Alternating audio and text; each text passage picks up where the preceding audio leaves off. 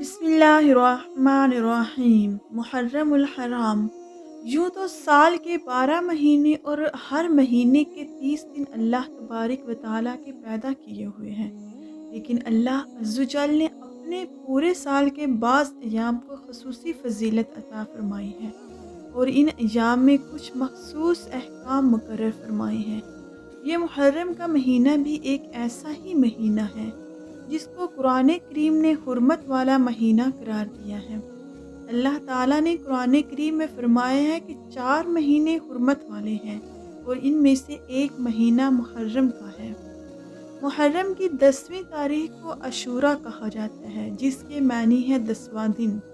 ये दिन अल्लाह ताला की खसूसी रहमत और बरकत का हामिल है।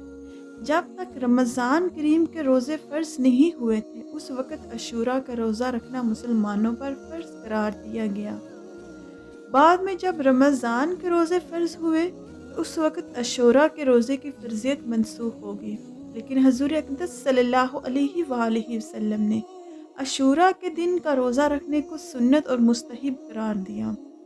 एक हदीस में हज़ूर अक़दस सल्लल्लाहु अलैहि वसल्लम ने इरशाद फरमाया, मुझे अल्लाह अज़्ज़ व जल की रहमत से उम्मीद है कि जो शख्स अशूरा के दिन का रोज़ा रखेगा तो उसके पिछले एक साल के गुनाह का कफ़ारा हो जाएगा।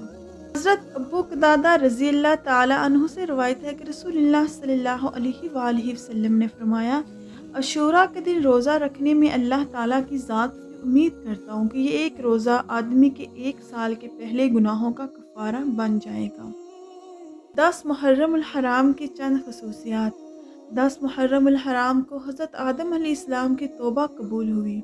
हज़रत इदरीस अलैहिस्सलाम को दर्जात आलिया नसीब हुए। हज़रत नूह अलैहिस्सलाम की कश्ती जोदी पहाड़ी पर उतरी। हज़रत इब्राहीम अलैहिस्सलाम को खलील का मनसब अता हुआ। हज़रत यूसुफ अलैहिस्सलाम को जेल से रहाई नसीब हुई। हज़रत यकूब अलैहिस्सलाम की बनाई लुटाई गई। हज़रत यूनुस अलैहिस्सलाम को मछली के पेट से निजात मिली। हज़रत यूनुस अलैहिस्सलाम की तौबा कबूल हुई।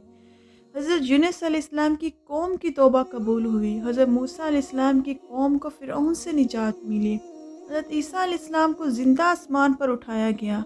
हज़रत हुसैन रज़ी अल्लाह ताला अन्हु को शहादत नसीब हुई और 10 मुहर्रम उल हराम को क़यामत भी कायम होगी।